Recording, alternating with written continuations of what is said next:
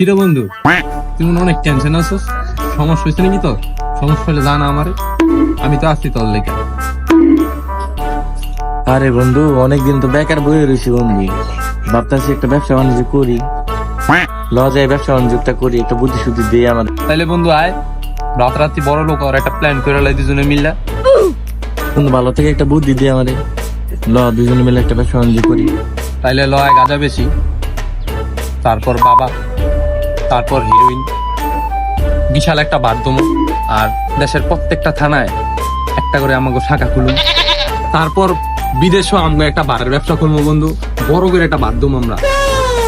হ্যাঁ, এরপর করবো বন্ধু অস্ত্রের ব্যবসা। আর বন্ধু জানোস, বাংলাদেশের শ্রেষ্ঠ ধনীর মধ্যে আমাগোই নাম থাকবো। আমরাই ধনীয় বেটা, শ্রেষ্ঠ ধনী আমরা।